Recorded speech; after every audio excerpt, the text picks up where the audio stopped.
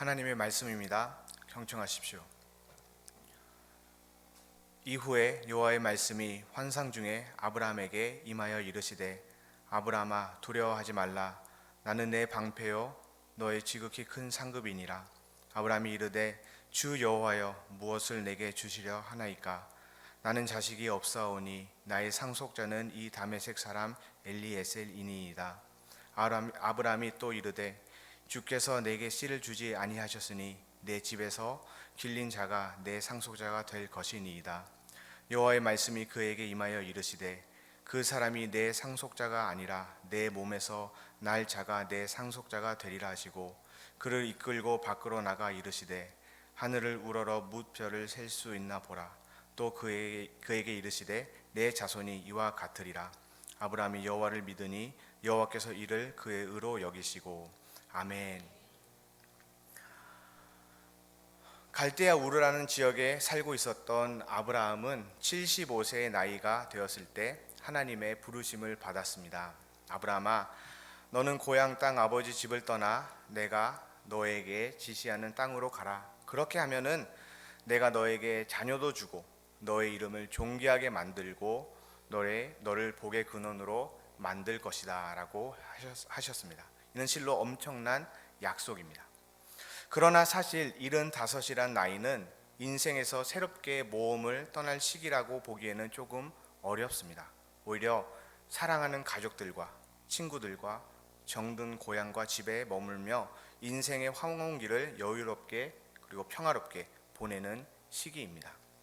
하지만 아브라함은 자신의 일생을 한번 하나님의 말씀에 따라 도전해 보기로 결심했습니다.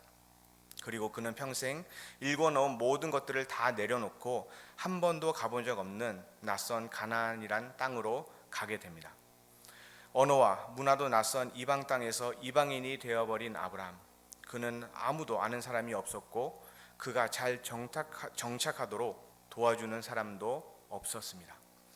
하지만 아브라함은 이제 하나님께서 약속하신 바를 이루사 자신에게 자녀를 주시고 그의 이름을 존귀하게 하고 그가 하는 일마다 잘 풀리는 복을 누릴 것이라고 기대하였습니다. 그러나 그의 기대와는 다르게 오히려 가나안 생활은 갈수록 꼬여만 갔습니다. 가나안 땅에는 극심한 기근이 찾아왔습니다. 말 그대로 가나안 땅은 경제 대공황에 오고 IMF 사태가 터진 셈입니다. 결국 아브라함은 기근을 피해 그 땅을 떠나 먹을 것을 찾아 애굽으로 피신하게 되었습니다. 애굽에서는 미인이었던 그의 아내 사라를 애굽 왕 바로에게 빼앗길 뻔한 위기에도 처했습니다. 간신히 애굽에서 벗어나 다시 가나안 땅으로 돌아오게 되었습니다. 그러나 여전히 아브라함 인생은 산 넘어 산이었습니다. 그가 아끼고 친자식처럼 사랑했던 조카 롯과의 관계가 깨지며 그를 멀리 떠나보내야 했습니다. 오늘날로 말하자면은 아브라함과 롯이 한 자리에서 같은 사업을 하다가 조카 롯과 의가상하는 일이 자꾸 반복되면서 결국 롯이 다른 장소로 사업을 옮긴 셈입니다. 아브라함 입장에서는 친자식처럼 사랑했던 생각했던 롯과의 관계가 끊어지고 말았던 것입니다. 이후 가나안 지역은 정복욕에 눈에 먼 여러 왕들의 전쟁터가 되어버렸습니다. 그리고 이 전쟁 중 아브라함의 조카 롯도 붙잡혀 그의 전 재산을 다 잊어버리고 전쟁 노예로 끌려가게 되었습니다. 본래 피 비린내 나는 전쟁에 참여할 의도가 전혀 없었던 아브라함은 사랑하는 롯을 살리기 위해 결국 군대를 이끌고 전장에 참여했습니다. 다행히도 조카 롯을 살렸습니다. 하지만 그 중에 너무 많은 적군을 죽이게 되어 이제 아브라함이 적군의 미움을 받게 되는 상황에 처해졌습니다. 아브라함의 인생이 꼬여도 이렇게 꼬일 수가 없습니다. 누구나 그렇듯 아브라함이 원했던 것은 하나님의 말씀을 의지하고 하나님을 믿고 가나안 땅에 이주하여 여생을 평안하게 살기를 원했던 것입니다. 그러나 지금 그는 가나안 지역에서 벌어지고 있는 전쟁의 태풍의 한가운데 있었고 사방의 적들이 그를 주목하고 오늘 밤이라도 그에게 적군들이 다시 연합하여 아브라함의 장막을 기습해 올 수 있었던 긴박한 상황에 있었던 것입니다. 아브라함이 느꼈던 감정은 탄식과 두려움이었습니다. 어쩌다가 이 지경에 이르렀을까? 성경 본문 속에 아브라함의 나이가 지금 이때가 70대에서 80대 초반이라고 추측합니다. 창세기 12장 처음 하나님께서 떠나라고 하신 지 약 5년에서 10년 정도 지난 때라고 볼 수 있습니다.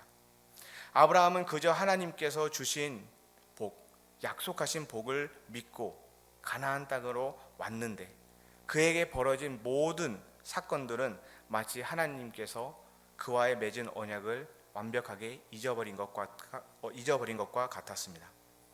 그도 그럴 것이 아직 아브라함은 자식도 없었고 그와 그의 아내는 갈수록 늙어갔습니다. 현실적으로 아이를 갖기 어려운 나이에 접어든 것도 이미 오래전의 일이었습니다. 아마 제가 아브라함이었다면 고향 땅을 떠났던 지난날의 나의 선택이 과연 옳았던 것일까? 그냥 거기서 머물러 있어야 했던 것이 아닐까 하며 탄식에 접어들었을 것입니다.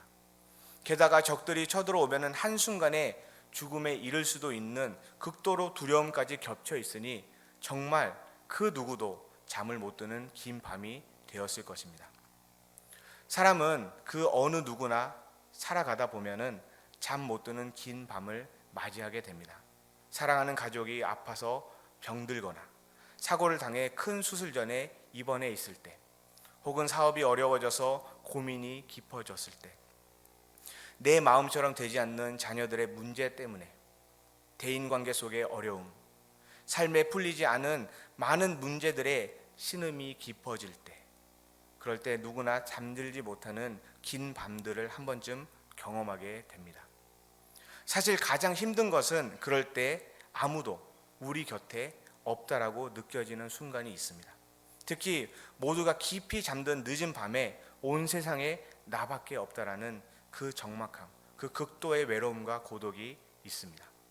그러나 성경은 우리가 세상에 아무도 나를 도와줄 이가 없다, 이 세상에는 내 마음을 알아주는 이가 하나도 없다, 나에게 관심을 있는 사람은 아무도 없다라고 느끼고 생각하는 그 순간에도 여전히 하나님 아버지께서 우리 곁에 함께 계시다는 것을 오늘 아브라함의 이야기를 통해서 우리에게 전해주고 있습니다. 깊은 탄식과 후회, 그리고 불안함과 두려움에 빠져 잠 못 드는 깊은 밤을 마주하고 있는 아브라함. 아무도 날 도와주는 이가 없고, 그리고 외로움과 절망 속에 하나님은 그에게 찾아오셔서 말씀하고 계십니다.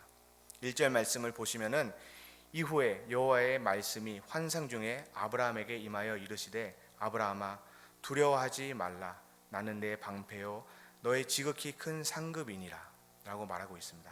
오늘 밤 당장이라도 그 적군들이 쳐들어올지도 모르는 불안함과 두려움에 떨고 있는 아브라함에게 하나님은 말씀하고 계십니다. 아브라함아 너는 두려워하지 말아라. 그리고 그가 두려워하지 말아야 하는 이유를 이어서 말씀해 주십니다. 내가 너의 방패란다. 즉 하나님께서 아브라함에게 내가 너의 보호자이다 라고 말씀하시는 것입니다. 온천하 만물을 말씀으로 창조하신 하나님 아버지께서 나를 친히 보호해 주시겠다고 약속해 주시니 이보다 더 든든하고 확실한 방패가 또 어디 있겠습니까? 하나님께서 환상 중에 친히 나타나셔서 아브라함아 너는 두려워하지 말아라, 내가 너의 방패야라고 말씀하셨으니 이 얼마나 감격스럽고 감사하는 상황입니까? 세상에 나 혼자밖에 없는 줄 알았는데, 나 혼자 이 외로운 싸움을 해야 할 줄 알았는데 그래도 하나님이 나와 함께 계시는구나, 나의 방패 되시는구나 라는 그 벅찬 감동과, 그래 상황이 힘들어도 하나님은 여전히 나와 함께 하시는구나 라는 안도의 눈물을 흘려도 이상하지 않는 상황입니다. 그러나 오늘 아브라함은 전혀 다른 반응을 보이고 있습니다. 그가 지금 하나님을 향해 가진 감정을 표현해 보면은 하나님 제가 한 번 속지 두 번 속겠습니까? 이런 반응입니다. 하나님 지난번에도 나를 찾아오셔서 내가 하나님을 믿고 하나님을 의지하고 가나안 땅으로 내려오기만 하면은 나를 복의 근원으로 삼아 주시겠다고 하셨잖아요. 내가 이 땅에 오기만 하면은 나에게 자녀를 주신다고 약속하셨잖아요. 하나님, 지금 제 자녀는 어디 있습니까? 아브라함은 정직하게 하나님께 자신의 감정을 숨김없이 이야기하고 있습니다. 많은 경우 우리 그리스도인들의 신앙이 자라나지 못하는 이유가 말씀에 대해서 정직하지 못하게 반응하기 때문입니다. 예를 들면은 응답 없는 기도에 대한 반응입니다. 하나님께서는 기도하면은 우리에게 응답해 주시겠다라고 약속하셨습니다. 그런데 내 기도가 응답되지 않았습니다. 여기서 두 가지의 큰 반응으로 나누어집니다. 한 부류는 왜 내 기도가 응답되지 않았을까 하고 무엇이 잘못됐을까 하고 깊이 말씀으로 다시 돌아가 혹은 자신이 잘못한 것이 없는지 살펴보며 그렇다면 왜 하나님이 그 약속을 지키지 않으신가라고 고민하면서 끝까지 하나님과 씨름하며 싸우는 사람들이 있습니다. 또 다른 부류는 기도가 응답되지 않아도 기도라는 것이 응답이 안 될 때도 있지라고 쉽게 수긍하고 넘어가는 사람들이 있습니다. 그런데 이 후자의 경우에는 믿음이 좋아 보이는 것처럼 보이지만 이런 태도가 쌓이고 보면은 결국에 필요에 의해 기도는 하지만 기도의 열매나 능력에 대해서는 아무런 기대와 소망을 갖지 않고 형식적인 기도만이 남게 되는 것입니다.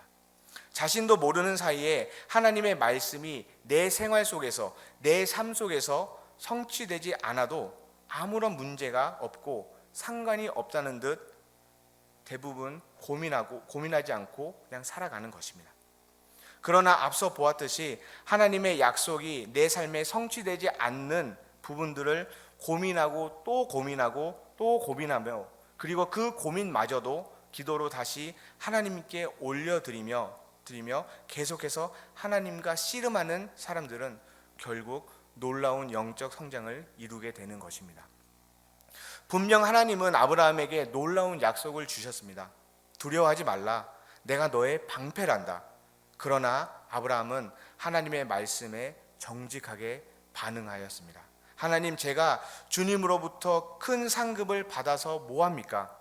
가나안 땅으로 오면 자식을 주시겠다라고 약속하셨고 제가 하나님 말씀만 믿고 이 가나안 땅으로 왔는데 말씀하셨던 자녀가 나에게 없습니다. 그러니 지극히 큰 상급을 주셔도 저는 나이 들어 이 머리가 새하얗게 되었고 결국 그 상급은 나의 자식이 아니라 저희 집에 일하는 종들에게 다 물려가게 되는 거 아닙니까? 그러니 저에게 그게 무슨 의미가 있습니까?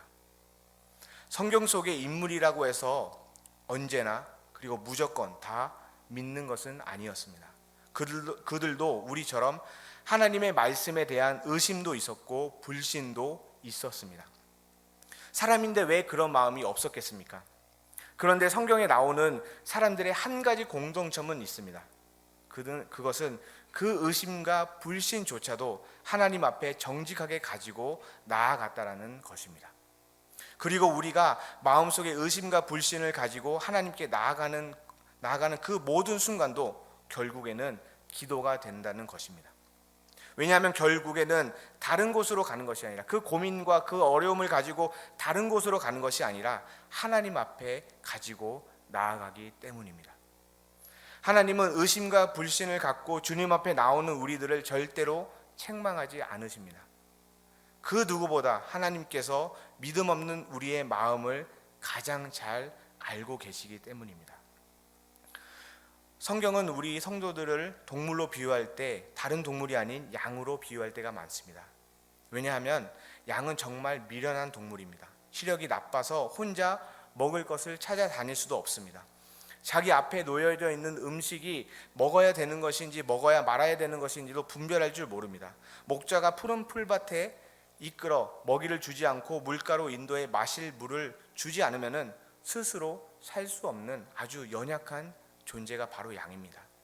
목자는 양이 연약하다는 사실과 목자인 자신의 보호와 도움이 없으면 절대로 생존이 불가능하다는 것을 알고 있기 때문에 그를 의지하는 양을 절대로 내치지 않습니다. 오히려 더 사랑으로 양들을 돌봐줍니다. 그래서 양을 키우는 목자는 말 그대로 하나부터 열까지 다 챙겨줍니다. 성경은 우리가 양이고 하나님은 양을 키우는 목자라고 이야기하고 있습니다. 목자 되시는 하나님은 양 같은 우리의 연약함을 그 누구보다 가장 잘 알고 계시는 분이십니다. 하나님께서 양과 같은 연약한 아브라함이 불만과 아쉬움의 이야기를 했을 때 절대로 그를 책망하지 않으셨습니다. 오히려 하나님은 아브라함이 하나님의 약속을 더 잘 믿을 수 있게, 그를 깨달을 수 있게 그의 수준에 맞게 그에게 말씀해 주십니다.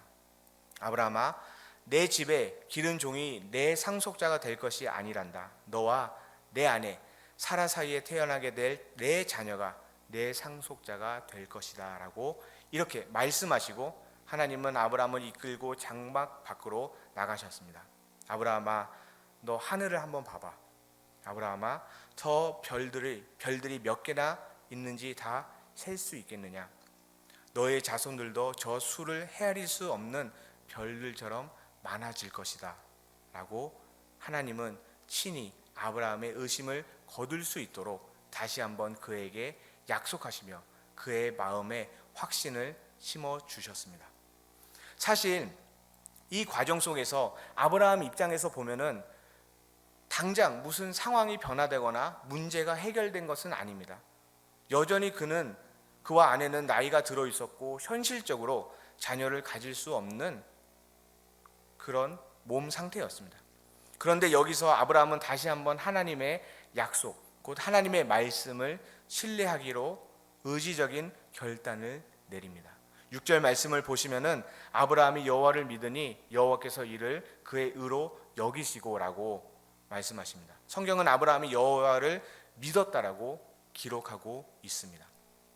훗날 사도 바울은 이 장면을 보고 로마서 4장에서 아브라함이 바랄 수 없는 중에 바라고 믿었다라고 평가하고 있습니다. 즉 아브라함은 이미 자신이 자식을 낳을 수 있을 것이란 모든 희망이 사라졌음에도 불구하고 그것을 그 누구보다 잘 알고 있음에도 불구하고 여전히 하나님께서 그에게 자녀를 주실 것이라는 그 약속의 말씀을 믿고 붙들었다라는 것입니다. 믿음이란 무엇입니까? 바랄 수 없는 중에 바라는 것입니다. 현재 내 삶의 모든 희망이 다 사라지고 모든 것들이 다 절망적이어도 반드시 하나님의 말씀대로 일이 성취될 것이라는 소망과 하나님의 능력과 역사를 신뢰하는 것, 그것이 바로 믿음입니다. 오늘 설교를 듣고 계시는 모든 성도님들 상황 가운데 바랄 수 없는 것은 무엇입니까? 우리의 삶의 어느 영역에서 우리는 믿음이 필요합니까? 건강의 문제입니까? 가정의 문제입니까? 자녀의 문제입니까? 사업의 문제입니까? 인간관계의 문제입니까? 경제적 어려움입니까? 내가 봐도 이미 이 상황은 끝났어. 해결이 안 돼. 목사님, 저도 한때는 이 문제를 놓고 간절히 기도해 봤는데 안 되는 거를 어떻게 합니까? 라고 포기하고 살아가는 삶의 문제는 없으십니까? 앞서 말씀드렸지 않았습니까? 기도에 응답이 없으면은 이번 판 나가리구나, 끝났네, 다음 기도, 이런 식으로 가볍게 반응하지 마시고 하나님 앞에 나아가서 정직하게 반응하시기를 간절히 소망합니다. 하나님, 제가 이렇게까지 간절하게 기도하고 있는데 왜 응답하지 않으십니까? 왜 내 삶에 개입하지 않으십니까? 왜 내 삶에 역사하지 않으십니까? 아브라함은 이런 정직한 반응으로 자녀를 곧바로 받은 것은 아니지만 하나님께로부터 다시 한번 약속을 재차 확인하는 기회를 얻게 되었습니다. 이번에는 이어서 하나님은 재차 아브라함에게 가나안 땅도 주실 것이라는 약속을 해주십니다. 7절 말씀을 보시면은 또 그에게 이르시되 나는 이 땅을 내게 주어 소유를 삼게 하려고 너를 갈대아인의 우르에서 이끌어낸 여호와이니라. 이번에도 아브라함의 반응은 아멘, 믿습니다가 아니라 그 땅을 주시겠다라는 하나님의 약속에 대해서 의문을 제시합니다. 8절 말씀을 보시면은 그가 이르되 주 여호와여, 내가 이 땅을 소유로 받을 것을 무엇으로 알리이까? 하나님, 제가 이 땅을 차지하게 될 것이라는 것을 제가 어떻게 알 수 있죠? 앞서 자녀를 주시겠다라는 약속에 대해서 의구심을 던진 것과 마찬가지로 이번에도 하나님의 말씀에 대해서 정직하게 자신의 마음을 표현했습니다. 아브라함의 이 질문에 하나님은 아주 놀라운 방식으로 반응하십니다. 9절과 10절 말씀을 보시면은 여호와께서 그에게 이르시되 나를 위하여 3년 된 암소와 3년 된 암염소와 3년 된 숫양과 산 비둘기와 집 비둘기 새끼를 가져올지니라. 아브라함이 이 모든 것을 가져다가 그 중간을 쪼개고 그 쪼갠 것을 마주 대하여 놓고 그 새는 쪼개지 아니하였으며. 어떻게 보면은 이 본문을 읽고 있을 때 이게 무슨 상황이지라고 생각할 수도 있겠지만, 하나님은 지금 아브라함과 언약을 맺고 계시는 아주 중요한 장면입니다. 17절에서 이어서 해가 져서 어두울 때 연기 나는 화로가 보이며 타는 횃불이 쪼갠 고기 사이로 지나더라 라고 말씀하고 있습니다. 해가 지고 어두웠고 캄캄한 밤에 어디선가 연기 나는 화로가 나타났습니다. 그리고 타는 횃불이 반으로 쪼개놓은 동물 시체 사이로 지나갔습니다. 이게 무슨 뜻입니까? 우리가 오늘날 계약을 체결할 때 계약서를 쓰지 않습니까? 계약서를 보면은 이런 조항이 있습니다. 계약을 위반 시 위약금은 얼마를 내겠습니다. 아니면은 뭐 몇 프로를 내겠습니다라고 이런 조항을 놓습니다. 근동 고대 사회에서는 계약 체결 시 계약 당사자들이 쌍방이 함께 쪼개진 짐승 사이에 걸어 지나갔습니다. 이게 무슨 의미냐면은 어느 한쪽이라도 이 계약을 위반하면은 죽은 짐승처럼 반드시 처참하게 죽게 된다라는 의미를 담고 있습니다. 앞서 창세기 15장 8절에서 아브라함이 하나님에게 물어봤지 않습니까? 하나님, 제가 이 땅을 소유할 것인지 어떻게 알 수 있습니까? 그러자 하나님은 당시 근대 고대 사회의 계약 간섭에 익숙했던 아브라함에게 이와 같이 쪼개진 동물 사이를 지나가는 방식으로 그와 언약을 맺으시며 하나님께서 반드시 이 약속을 지키시고 가나안 땅을 그의 소유로 주실 것을 확신시켜 주시고 있습니다.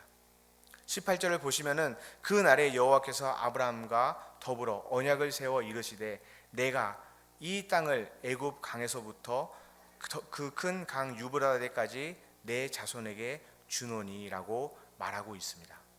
여기서 사용된 마지막 단어 주노니는 더 정확하게 번역하면은 이미 주었다라고 말할 수 있습니다.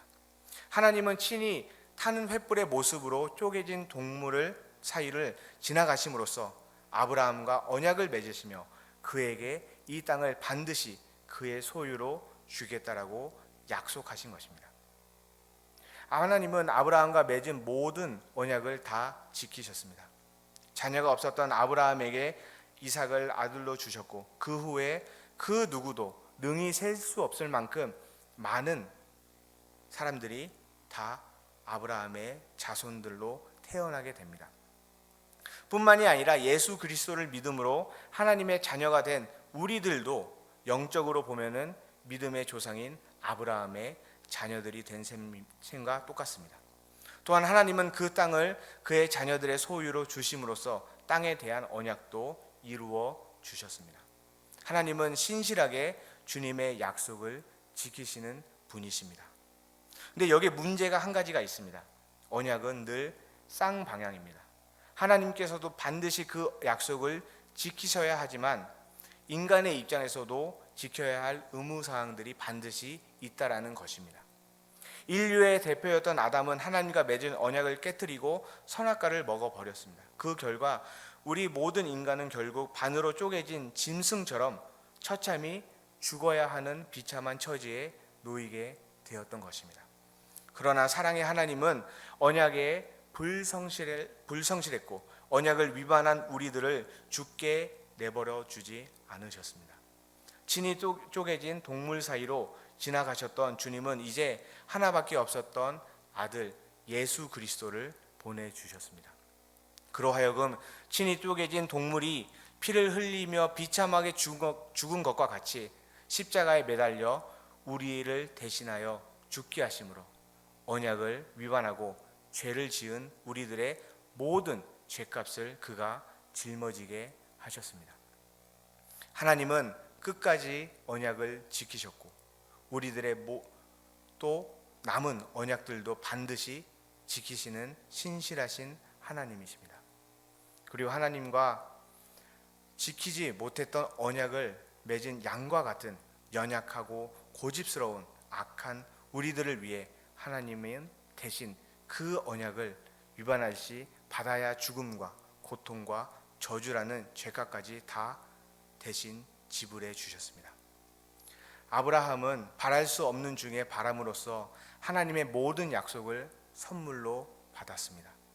우리에게도 예수 그리스도로 믿음으로 말미암아 죄 사함과 영원한 생명을 받고 저 천국에 들어갈 수 있도록 영원토록 주님과 살아갈 수 있는 것이라는 엄청난 약속을 우리에게 주셨습니다.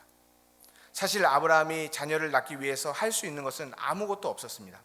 그가 자기의 힘으로 자기의 능력으로 그 땅을 소유할 수도 없었습니다. 그러나 아브라함이 하나님의 약속을 믿자, 하나님의 약속을 신뢰하자 하나님께서는 그를 의롭게 여기사 그에게 약속하신 자녀를 주셨고 그에게 약속하신 땅을 주셨습니다. 마찬가지로 우리들도 구원을 받기 위해 할 수 있는 것은 아무것도 없습니다. 그러나 우리가 오직 예수 그리스도의 십자가 죽음이 하나님과 맺은 언약을 위반한 우리들의 죄를 대신한 죽음임을 받아들이고 예수 그리스도가 우리의 구원자 되심을 믿음으로 고백한다면 하나님 아버지께서는 우리에게 약속하신 영생과 천국을 우리에게 반드시 허락해 주실 것입니다. 하나님은 신실하게 언약을 성취하시는 분이십니다. 따라서 그 변함없으신 하나님의 약속, 주님의 말씀을 믿음으로 붙들고 아브라함과 같이 주님께 믿음으로 순종하며 살아가는 저와 여러분들이 되기를 간절히 축복합니다. 기도하겠습니다. 신실하신 하나님 아버지, 우리의 연약함을 아시는 목자이시며 우리를 위해 아들을 내어주신 그 사랑과 은혜를 감사드립니다. 오늘 우리 믿음의 조상 아브라함처럼 그 어떤 상황과 어려움 속에서도 오직 믿음으로 아버지를 바라보고 의지하게 하여 주시옵소서. 아브라함처럼 아버지 앞에 솔직하고 진실된 마음으로 나아가 우리의 모든 탄식, 의심, 두려움, 분노를 내려놓게 하시고 오직 주님께서 주시는 소망과 은혜로 살아가게 하여 주시옵소서. 예수님의 이름으로 기도드립니다. 아멘.